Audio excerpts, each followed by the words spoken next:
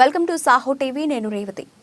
కన్ను తెరిస్తే జననం, కన్ను మూస్తే మరణం. రెప్పపాటు జీవితంలో మన కోసం మనం జీవించడమో, జనం కోసం జీవించడమో అన్నది మన చేతుల్లోనే ఉంటుంది. మన కోసం జీవిస్తే మన వాళ్లకే మనం గుర్తుంటాం. జనం కోసం జీవిస్తే జనాల గుండెల్లో కొలువై ఉంటాం. సమాజానికి మార్గదర్శకులుగా నిలబడతారు. సహకారోద్యమ స్ఫూర్తితో ఒకరి కోసం అందరూ, అందరి కోసం ఒకరు అంటూ వ్యాపార ధోరణిలో కాకుండా సేవా సహకారాలతో బడుగు బలహీన వర్గాలకు, చిరు వ్యాపారులకు, మధ్యతరగతి వారికి ఆర్థిక సహకారం అందించడమే ధ్యేయంగా అభివృద్ధి పదంలో ముందుకు సాగుతోంది విశాఖపట్నం కోఆపరేటివ్ బ్యాంక్. ఈ నెలలోనే ఢిల్లీలో జరిగిన నాఫ్కాబ్ ఎన్నికల్లో డైరెక్టర్గా ఎన్నికైన Visakhapatnam cooperative bank chairman Chalasani Raghavendra Rao గారిని పాలకవర్గ సభ్యులు, బ్యాంక్ సిబ్బంది, బ్రాంచ్ల ప్రతినిధులు ప్రసంగిస్తూ అభినందనల వర్షం కురిపించారు.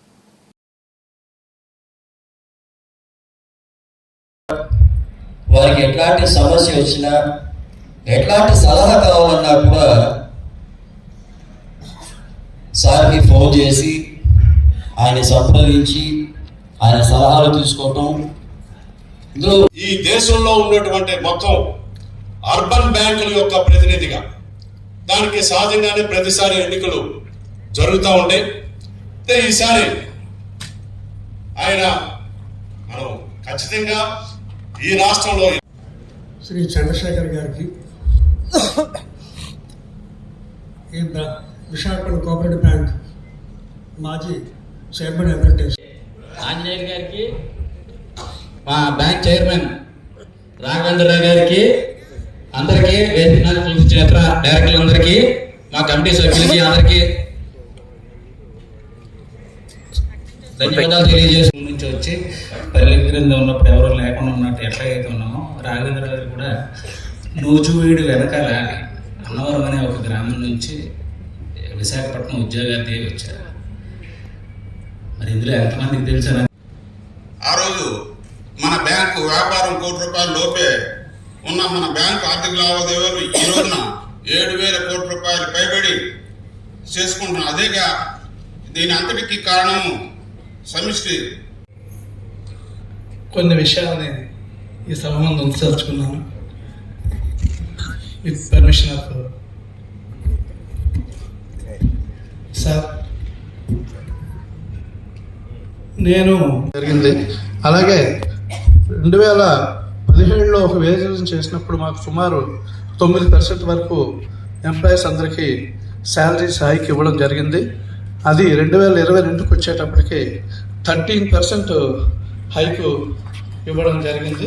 ఇది నిజంగా విశాఖపట్నం కోఆపరేటివ్ బ్యాంక్ ఎంప్లాయీస్ చరిత్రలో అసలు ఎప్పుడు కూడా ఇంత మంచి వేజ్ రివిజన్ చేయడం జరగలేదు. దానికి రాఘవేంద్రరావు గారి కుటుంబం కమ్యూనిస్ట్ కుటుంబం నుంచి వచ్చారు. ఆయన నాకు వీళ్ళంతా చిరకాల మిత్రులు, పరిచితులు కూడా. ఒక కార్మిక రంగం నుంచి వచ్చి సమాజాన్ని అర్థం చేసుకున్న వాళ్ళు, కార్మిక రంగం నుంచి వచ్చి ఆర్థిక రంగానికి ఆయన బాధ్యతలు చేపట్టారు. రాఘవేంద్రరావు గారు అయితేనేమి, మా ఆంజనేయులు గారు, వేదిక మీద ఆశీనులైనటువంటి పెద్దలు మా ఆంజనేయులు గారు, గుడివాడ భాస్కరరావు గారు, ఇతర సహచార డైరెక్టర్లు, సిఇఓ గారు, డిప్యూటీ సిఇఓ గారు, జిఎం గారు, బ్యాంకు ఉద్యోగుల సమావేశంలో పాల్గొంటున్నటువంటి మిత్రులందరికీ ముందుగా నా నమస్కారాలు. విభిన్న ప్రాంతాల నుంచి ఈ కార్యక్రమానికి మీరందరూ కూడా విచ్చేశారు.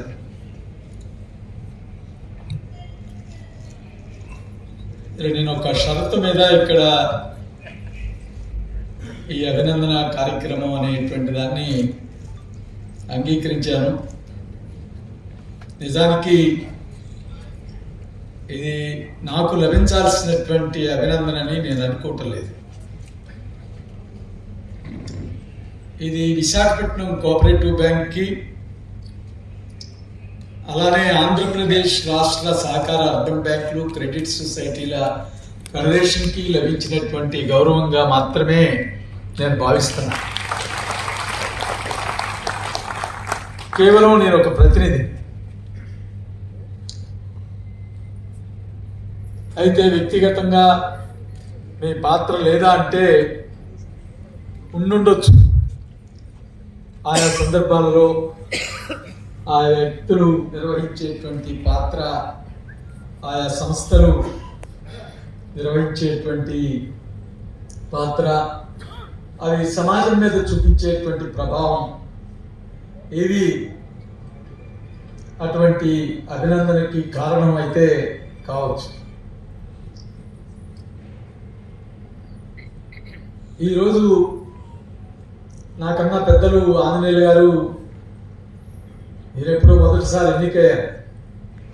30 సంవత్సరాల పాటు వారు మన బ్యాంకుకి చైర్మన్గానే కాదు, నేషనల్ ఫెడరేషన్కి, ఇప్పుడు నేను ఏదైతే సంస్థకి డైరెక్టర్గా ఎన్నికయ్యానో ఆ సంస్థకి 30 సంవత్సరాల పాటు పోటీ లేకుండా ఎన్నికైనటువంటి డైరెక్టర్. ఆ సంస్థకి ఉపాధ్యక్షులుగా కూడా బాధ్యతలు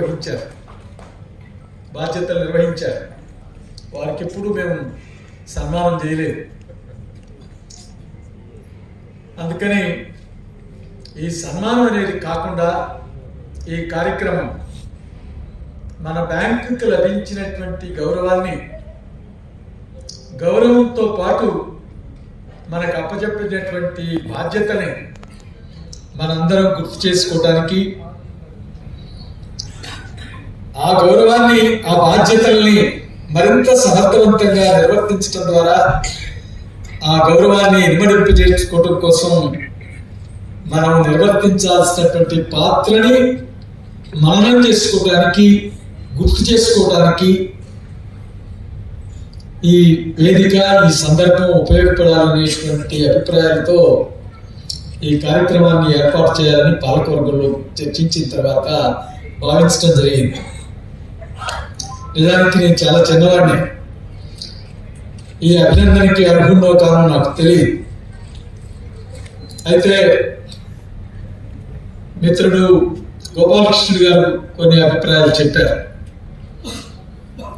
నేను ఈ వేషం వేయడానికి ముందు వేసినటువంటి వేషం గురించి, వారు నేను నిర్వర్తించినటువంటి పాత్రను గురించి రేఖామాత్రంగా 1-2 మాటలు చెప్పారు. జీవితంలో ఏ వ్యక్తి అయినా వారి జీవిత కాలంలో విభిన్న పాత్రలు, విభిన్న సందర్భాలలో నిర్వర్తించడం అనేటువంటిది యాదృచ్ఛికంగానో లేకపోతే అవసరాల రీత్యానో ఏర్పడవచ్చు. నేను కూడా ఒక చిన్న పల్లెటూరులో ఒక రైతు కుటుంబంలో పుట్టినటువంటి వాడు. జాతీయోద్యమం యొక్క స్ఫూర్తి, మా కుటుంబానికి ఉన్నటువంటి నేపథ్యం, ఒక సామాజిక స్పృహని కల్పించడానికి మా తల్లిదండ్రులు వారు నిర్వర్తిస్తున్నటువంటి పాత్ర నాకు పురికొల్పటంలో కొంత భాగం ఉంది, వారిది కూడా కొంత భాగం ఉంది. ఆ పాత్ర నుంచి విశాఖపట్నం వచ్చిన తర్వాత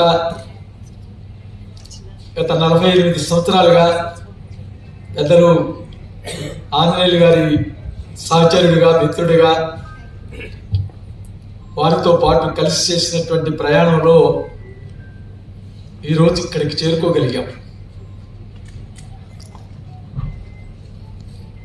విభిన్న పదవులు, అది హిందుస్థాన్ జింక్లో ఉద్యోగుల సంఘ నాయకుడిగానా, లేక ఒక రాజకీయ కార్యకర్తగానా, లేక విభిన్న కార్మిక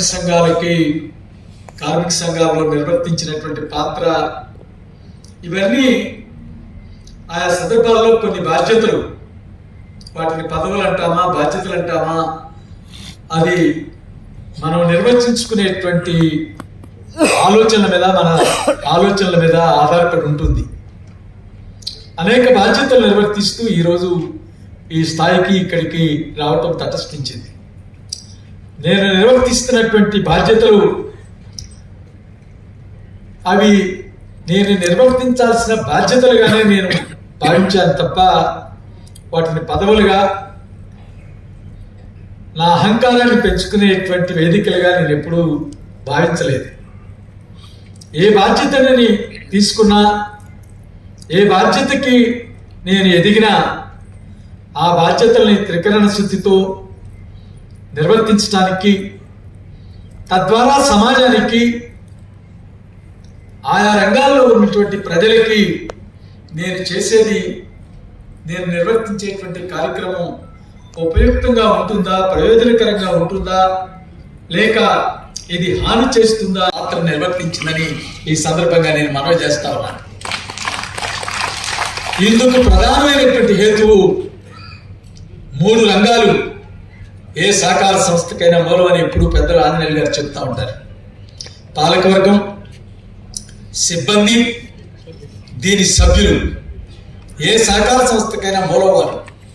వారు ముగ్గురు ఐక్యంగా ఉన్నంతకాలం ఏ సహకార సంస్థ దెబ్బతినాల్సినటువంటి అవసరం లేదు. అవి ముందుకే సాగుతాయి. అది ప్రజలకి ఉపయోగపడేటువంటి పాత్ర నిర్వర్తించినంతకాలం అవి మనుగడ సాగిస్తాయి అనేటువంటి పరిపూర్ణమైనటువంటి విశ్వాసాన్ని కలిగి ఉన్నటువంటి పాలకవర్గం ఆ దిశగా ఈరోజు మన సంస్థను నడిపించడం కోసం ప్రయత్నం చేస్తాం. అందుకే బ్రాంచ్ల వారీగా జనరల్ బాడీలు పెట్టాలనేటువంటి నిర్ణయాలు కానివ్వండి, సభ్యుల యొక్క సంక్షేమం కోసం చేసేటువంటి కృషి కానివ్వండి, దానికోసం అవసరమైనటువంటి నిధుల్ని కేటాయించి ఖర్చు చేయటం కానివ్వండి, ఉద్యోగులు, సభ్యులు, పాలకవర్గం ఐక్యంగా ముందుకు తీసుకెళ్లేటువంటి విధానాలు కానీ ఇవన్నీ కూడా మన సంస్థ పురోభివృద్ధికి దారితీసి పారదర్శకతతో కూడినటువంటి, ఎటువంటి దాపరికం లేనటువంటి విధానాల్ని మనం అనుసరించటమే ఈ సంస్థ యొక్క అభివృద్ధికి అన్నిటికన్నా ప్రధానమైనటువంటి హేతువుగా నిలిచిందని మనం మాట్లాడుకోవచ్చు, చెప్పుకోవచ్చు. ఆ దిశగా ఇవాళ ఈ సంస్థని ముందుకు తీసుకెళ్ళటం కోసం ప్రయత్నం చేస్తా ఉన్నాం. ఆ ప్రయత్నాల్లో భాగంగానే ఈరోజు ల్యాప్టాప్ డైరెక్టర్గా గతంలో పెద్దలు ఆంజనేయులు గారు పోటీ లేకుండా ఉండేటువంటి స్థానం నుంచి ఆయన ఎప్పుడు అక్కడ ఉన్నటువంటి నాయకత్వం యునానిమస్గా ఎన్నిక చేయడానికే ప్రయత్నం చేసింది. మొన్న ఈ ఎన్నికల సందర్భంగా సహకార రంగంలో ల్యాప్టాప్ నిర్మాణంలో ముఖ్యమైనటువంటి పాత్రను పోషించినటువంటి పెద్దలు కర్ణాటక రాష్ట్ర న్యాయశాఖ మంత్రి, అట్లాగే పార్లమెంటరీ అఫైర్స్ మినిస్టర్గా పనిచేస్తున్నటువంటి పెద్దలు హెచ్కే పాటిల్ గారు వారు కబురు చేశారు. వారు పిలిచారు బెంగళూరు రమ్మని.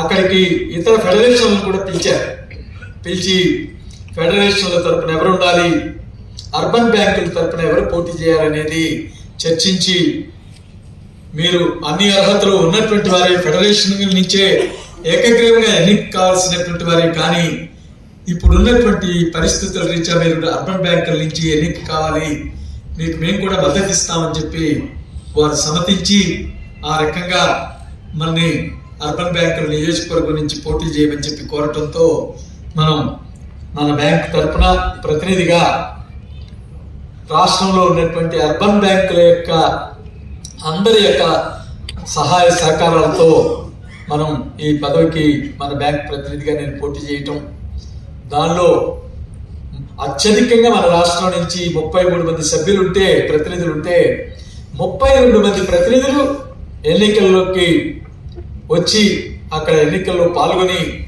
ఆఖరికి రాజమండ్రి నుంచి ఒక డిప్యూటీ కలెక్టర్, ఒక ఐఏఎస్ ఆఫీసర్ గారు కూడా వచ్చి ఆయన ఆ బ్యాంక్ ప్రతినిధిగా, ఆర్యాపురం బ్యాంక్ ప్రతినిధిగా వచ్చి పాల్గొన్నారు. మన కర్నూలు జిల్లా నుంచి అయితే ఆ బ్యాంక్ అక్కడ డిసిసిబి చైర్మన్ గా 2 పర్యాయాలు పనిచేసి, ఎమ్మెల్సీగా పనిచేసి 88 సంవత్సరాల వయసులో ఉన్నటువంటి మరి చంద్రశేఖర్ రెడ్డి గారు కూడా వచ్చి ఓటింగ్ లో పాల్గొని మన విజయంలో పాత్రను నిర్వర్తించారంటే మన సంస్థ పట్ల వారికి ఉన్నటువంటి అభిమానం, అట్లాగే వ్యక్తిగతంగా నా పట్లనే కాదు, నా సహకార రంగం పట్ల మనం నిర్వర్తిస్తున్నటువంటి పాత్రకి గుర్తింపు తీసుకురావడానికి మన వారందరూ కూడా మనం నిర్వర్తిస్తున్నటువంటి పాత్రను గుర్తించినందువల్లే మనని బాధ్యతల్లో ఎన్నుకోవటానికి వారందరూ కూడా కృషి చేయటం అనేటువంటిది నేను భావిస్తున్నాను. ఇద్దరు మాట్లాడారు. నేను కమ్యూనిస్ట్ కుటుంబం నుంచి వచ్చానో కమ్యూనిస్ట్నను, నా అభిప్రాయాలు, నా రాజకీయ అభిప్రాయాలు అలా ఉండనివ్వండి. ఇక్కడ ఉన్నటువంటి మన సభ్యులు 1,00,000 మంది కమ్యూనిస్టులు కాదు. నిజానికి వీళ్ళలో అతి కొద్ది మంది మాత్రమే కమ్యూనిస్ట్ భావజాలాన్ని అంగీకరించేవారు ఉంటారు. కానీ ఈరోజు ఉన్నటువంటి 1,00,000 మంది సభ్యులు యునానిమస్గా, ఏకగ్రీవంగా, పోటీ లేకుండా ఎన్నికలు చేసేటువంటి వాతావరణం ఉందంటే వారందరికీ ఈ సంస్థ పట్ల, ఈ సంస్థ నాయకత్వం పట్ల ఉన్నటువంటి విశ్వాసానికి మాత్రమే ప్రతీకగా నేను భావిస్తా ఉన్నాను. అలాగే ఈ నగరంలో, ఈ జిల్లాలో ఉన్నటువంటి విభిన్న రాజకీయ పార్టీలు, సంస్థలు, నాయకులు అందరూ కూడా పెద్దలు ఆంజనేయులు గారు పోటీ చేసినప్పుడు ఒక్కసారి మాత్రమే ముడివేల భాస్కరరావు గారి తండ్రి గారు ఆయన మీద పోటీ చేశారు. ఆ పోటీలోనే ఆంజనేయులు గారు గెలిచారు. ఆ తర్వాత ద్రోణరాజు సత్యనారాయణ గారు కావచ్చు, ఆ తర్వాత వచ్చినటువంటి రాజకీయ నాయకులు కావచ్చు, ఎంబీబీఎస్ మూర్తి గారు కావచ్చు, ఇతర బీజేపీకి సంబంధించినటువంటి నాయకులు కావచ్చు, విభిన్న రాజకీయ పార్టీలకు సంబంధించినటువంటి వారందరూ కూడా ఈ సంస్థ ఎప్పుడు ఏ సమస్య వచ్చినా ఈ సంస్థకి ప్రతికూలమైనటువంటి వైఖరిని ఏ నాయకులు తీసుకోనందువల్లనే ఈ సంస్థ ఇంత పురోభివృద్ధి సాధించడానికి దారి చూపింది.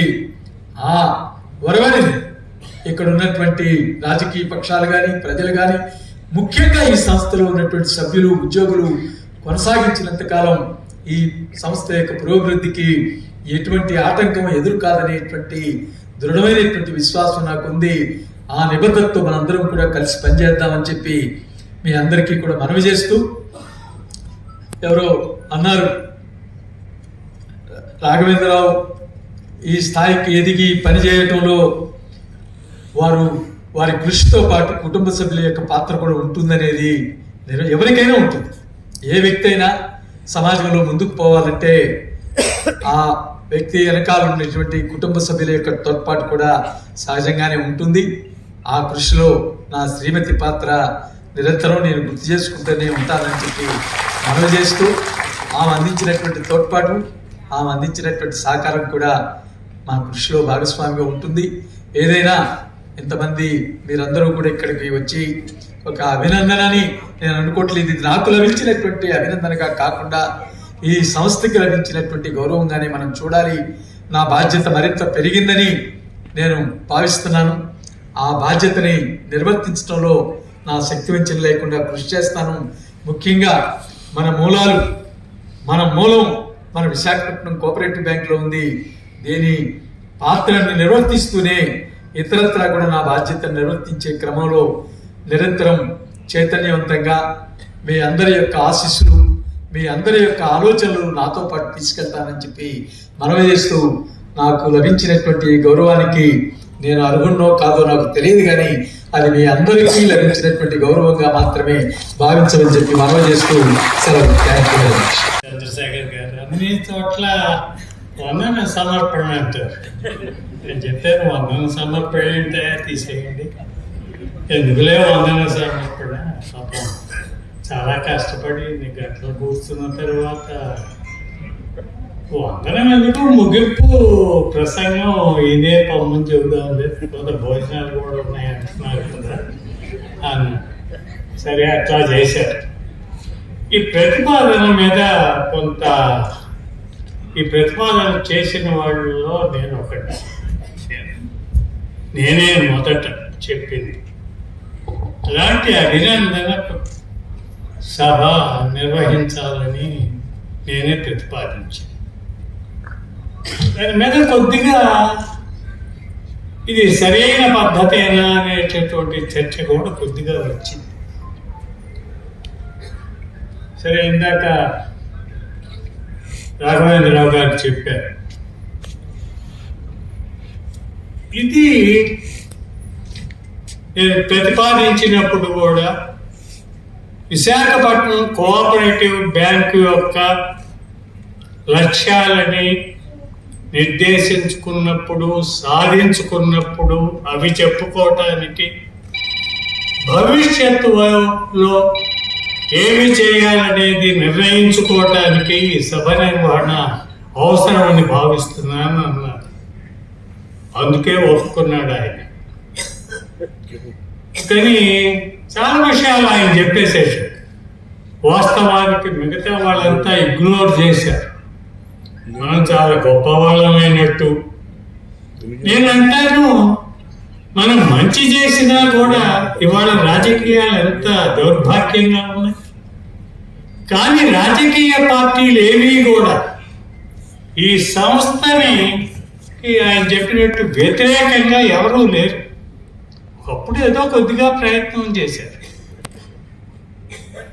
కానీ ఎప్పుడూ పోటీలు పెట్టాల. ఈ 40 ఏళ్లలో ఒక్కసారి రాఘవేంద్రరావు వాళ్ళు వచ్చినప్పుడే, అది నామినల్ కంటెస్ట్, అది ఏమీ రహస్యం దాచుకోని అవసరం లేదు. అది కమ్యూనిస్టు పార్టీలోనే పెద్ద నాయకులు వచ్చినందువల్ల వచ్చి చేసిన పొరపాటు వల్ల జరిగినటువంటి పోటీ. అన్ని రాజకీయ పార్టీలని వారిని అభినందించకపోతే, వారి సహాయ సహకారాలు లేకుండా ఉంటే, అని ప్రతికూలంగా ఏమన్నా వ్యవహరించి ఉండకపోతే అలా వ్యవహరించి ఉంటే వ్యతిరేకంగా రాజకీయాల్లో ఉన్నారు. నేను ఎమ్మెల్యేగా ఉన్నప్పుడు సహకరించిన వారు ఉన్నారు, వ్యతిరేకించిన వారు ఉన్నారు. మొదట గెలిపించిన వారు చాలా మంది కనపడి అంటారు, ఆ రోజుల్లో బాగా చేశామండి అంటారు. ఏమైనా రెండోసారి డిపాజిట్ పోయినప్పుడు కూడా చేసావా అంటే మాత్రం మాట్లాడు. మొదటిసారి గెలిచాం, రెండోసారి బాగా ఓడిపోయాం. కనపడ్డ వాళ్ళంతా అప్పుడు పని చేసామండి అంటారు. రెండోసారి ఓడిపోయిన సంగతి అంటారు, అప్పుడు వేసి చేశారు. అందుకని అలా రాజకీయాల్లో ఉన్నప్పటికీ ఈ బ్యాంక్ విషయంలో ఎవరో చేయలేదు. అది ఇందాక ఎవరన్నా చెబుతారేమో చూశాను, పాలకవర్గంలో వారు కానీ ఎవరు మన కృతజ్ఞతా భావం ఉండనవసరం లేదా అని. వారి పట్ల మన గొప్పతనం వలన వాళ్ళు పోటీ చేయకుండా ఉంది, వారి మంచితనం వలన మంచిని గుర్తించేటటువంటి శక్తి వాళ్ళకు ఉన్నందుకు మనం సంతోషించాలా, కృతజ్ఞులు అయ్యాం. ఆ విషయాన్ని గుర్తించుకోవాలి. ఇక లక్ష్యాల గురించి కొన్ని విషయాలు చెప్పారు రాఘవేంద్రరావు గారు. షెడ్యూల్డ్ స్టేటస్ వచ్చొద్దన్నారు, బ్రాంచెస్ వస్తున్నాయి అన్నారు. మంచిదే, అవి చెప్పటం కోసమే ఈ సభ కూడా వస్తుంది.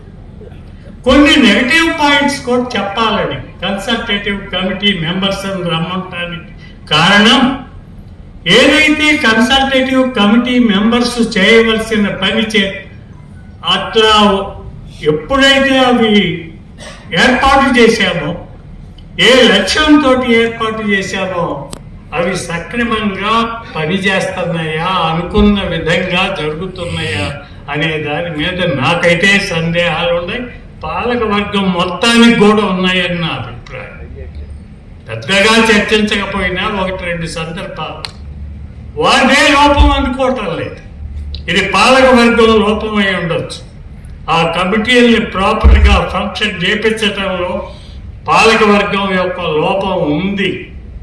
పాలక వర్గం అలాగే మేనేజర్స్, జోనల్ మేనేజర్స్ ఆ కమిటీలకి ఎప్పటికప్పుడు సమాచారాన్ని అందజేస్తూ వారిని కూడా ఇన్వాల్వ్ చేయకపోతే భవిష్యత్తులో ఈ సంస్థ మరింత ముందుకు పోవటానికి అది సాధ్యం కాదు. అందుకని కన్సల్టేటివ్ కమిటీ ఈ కాన్సెప్ట్ భారతదేశంలో ఉన్న కోఆపరేటివ్ అర్బన్ బ్యాంకుల్లో ఈ బ్యాంకు మాత్రమే అనుసరిస్తూ ఉంది, ఎక్కడా లేదు. ఇది మనం స్వయంగా పెట్టుకున్నటువంటి. అలాగనే జనరల్ బాడీలు అనేటటువంటి బ్రాంచీలు, అన్ని బ్రాంచీల్లో సభలు జరిపి ఆ తర్వాత జనరల్ బాడీ పెట్టాలనేది కూడా ఎక్కడా నాకు తెలిసినంత వరకు లేదు.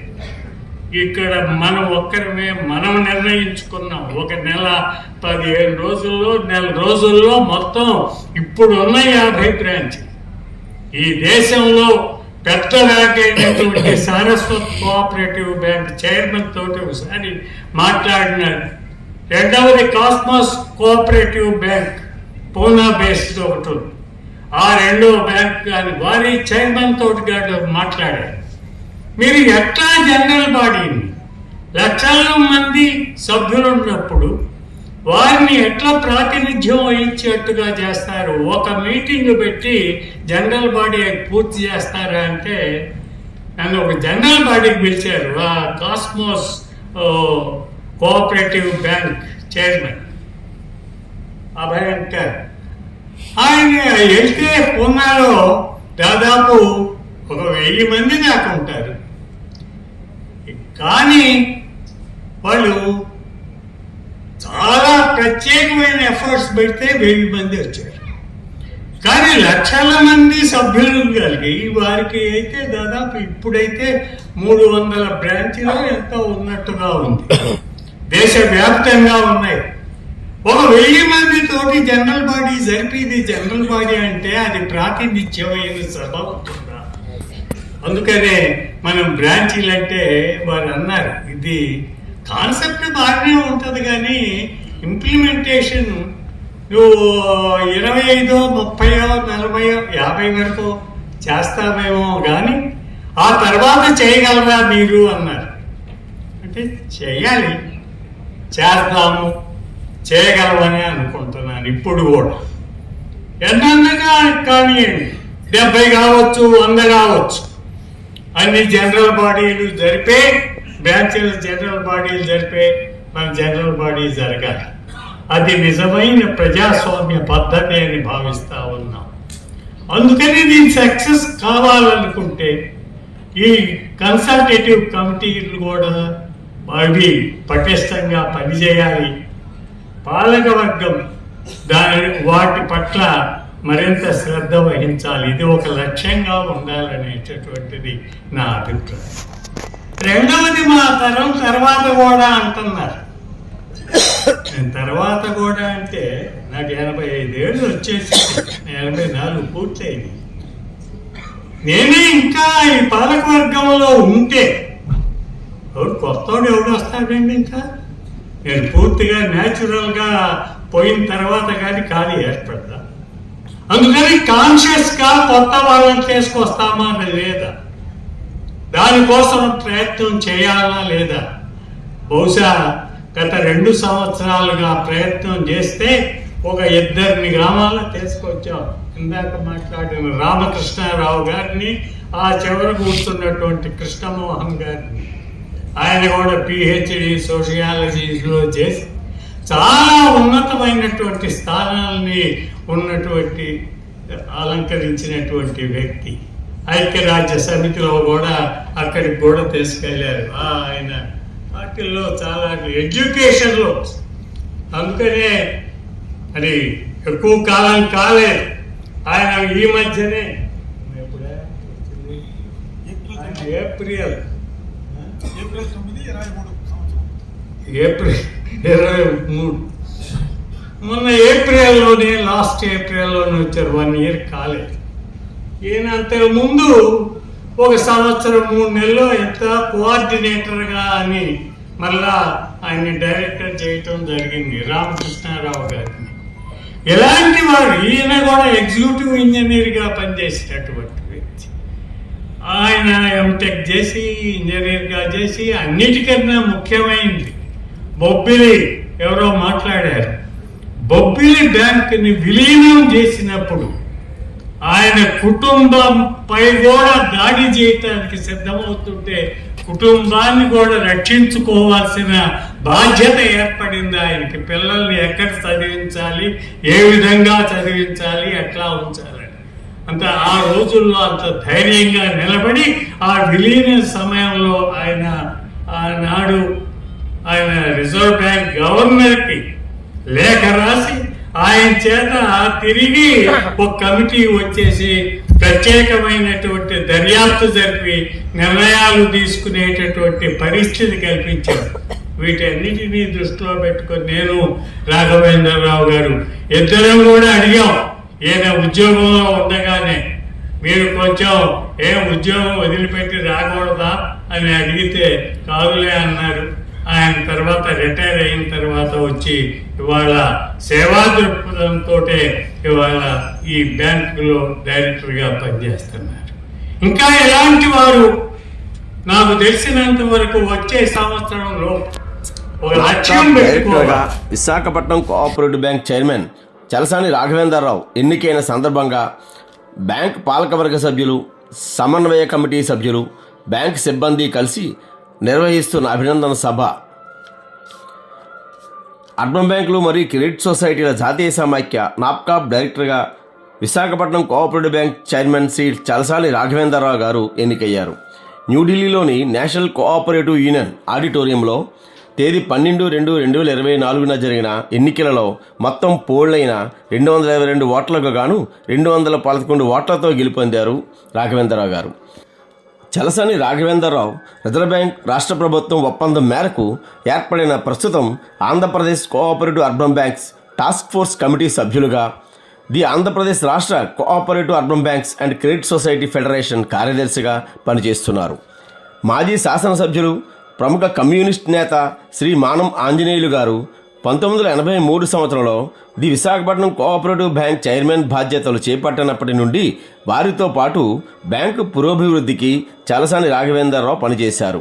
1993 సంవత్సరంలో బ్యాంకు డైరెక్టర్గా ఎన్నికయ్యారు. 2006 నుండి 2013 వరకు ఎగ్జిక్యూటివ్ డైరెక్టర్గా బాధ్యత నిర్వహించారు. 2013 సంవత్సరంలో చైర్మన్గా ఆంజనేయులు గారు స్వచ్ఛందంగా వైదొలగడంతో 20 ఏళ్ల పాటు డైరెక్టర్గా కొనసాగిన చలసాని రాఘవేంద్రరావును బోర్డు సభ్యులు బ్యాంకు చైర్మన్గా ఏకగ్రీవంగా ఎన్నుకున్నారు. 30 ఏళ్ల పాటు చైర్మన్గా కొనసాగిన శ్రీ మానం ఆంజనేయులు గారి సారథ్యంలో బ్యాంక్ ఆర్థిక లావాదేవీలు ₹1 నుండి 3,169 కోట్లకు చేరితే ప్రస్తుత బ్యాంక్ చైర్మన్ శ్రీ చలసాని రాఘవేంద్రరావు హయాంలో 7,263 కోట్ల ఆర్థిక కార్యకలాపాలతో దేశంలోని సుమారు 1,500కు పైగా అర్బన్ బ్యాంకుల్లో మొదటి 20 స్థానాల్లోకి చేరుకున్నది మన విశాఖపట్నం కోఆపరేటివ్ బ్యాంకు.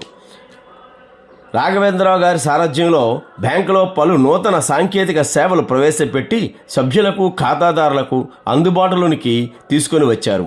సహకార స్ఫూర్తితో బ్యాంకును పురోభివృద్ధి దిశగా నడిపిస్తున్న చలసాని రాఘవేంద్రరావు 20 ఏళ్లుగా ఆంధ్రప్రదేశ్ రాష్ట్రంలోని సహకార అర్బన్ బ్యాంకులు, క్రెడిట్ సొసైటీల బలోపేతానికి కృషి చేస్తున్నారు. అనేక సందర్భాలలో ఆర్బీఐ ఉన్నతాధికారుల దృష్టికి, రాష్ట్ర సహకార శాఖ అధికారుల దృష్టికి అర్బన్ బ్యాంకుల సమస్యలను తీసుకెళ్లిన చలసాని రాఘవేంద్రరావు నాప్కాప్ డైరెక్టర్గా ఎన్నిక కావడం సహకార అర్బన్ బ్యాంకింగ్ వ్యవస్థ బలోపేతానికి ఉపయోగకరం కానుంది. సహకార విలువలతో ముందుకు సాగుతున్న విశాఖపట్నం కోఆపరేటివ్ బ్యాంకుకు జాతీయ స్థాయి గుర్తింపు తీసుకురావడానికి బాటలు వేసిన శ్రీ మానం ఆంజనేయులు గారు 30 ఏళ్ల పాటు నాప్కాప్ డైరెక్టర్గా, ఉపాధ్యక్షులుగా విశిష్ట సేవలు అందించి సహకార రంగ ప్రముఖుల మన్ననలు అందుకున్నారు. ఈ పదవిలో శ్రీ మానం ఆంజనేయులు గారి దీర్ఘకాల సహచరులు చలసాని రాఘవేంద్రరావు ఎన్నిక కావడం బ్యాంకు ప్రతిష్టను మరింత పెంచింది.